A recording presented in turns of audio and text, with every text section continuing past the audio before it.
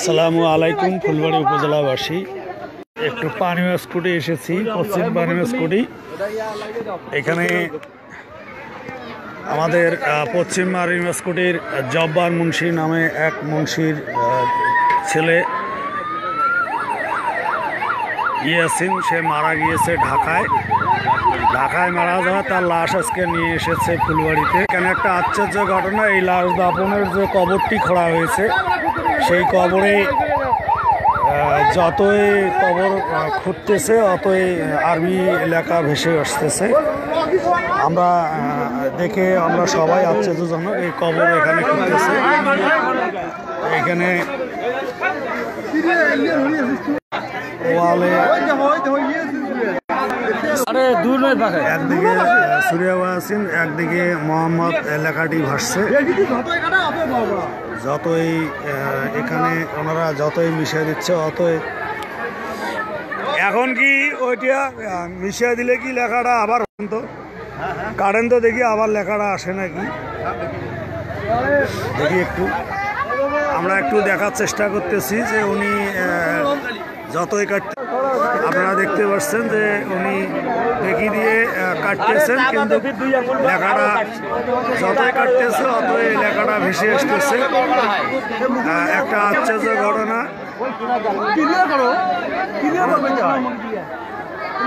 আমরা স্পষ্ট জিনিস একটা দেখতে পাচ্ছি, এইখানে আরবি লেখাটা ভেসে একটা ইতিহাস।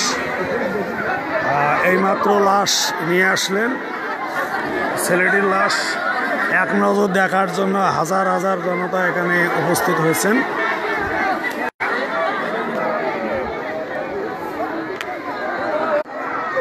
লাশটি নিয়ে এসেছেন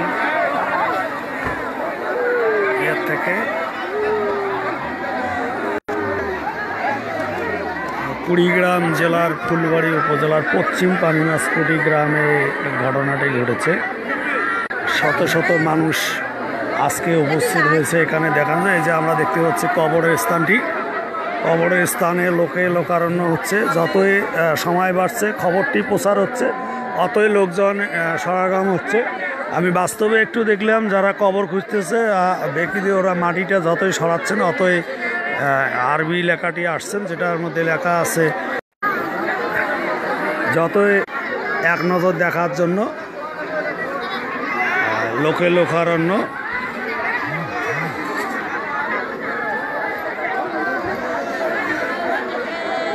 ধন্যবাদ সবাইকে।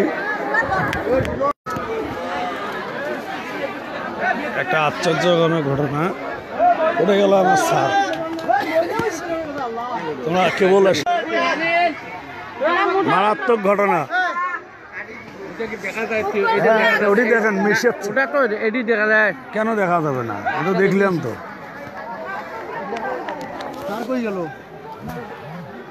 চলেন দেখা আছে।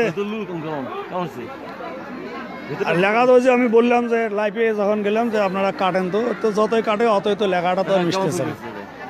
ছবি আসে ওই লেখা যা আছে তাই। হ্যাঁ, লাইভ চলছে এখনো।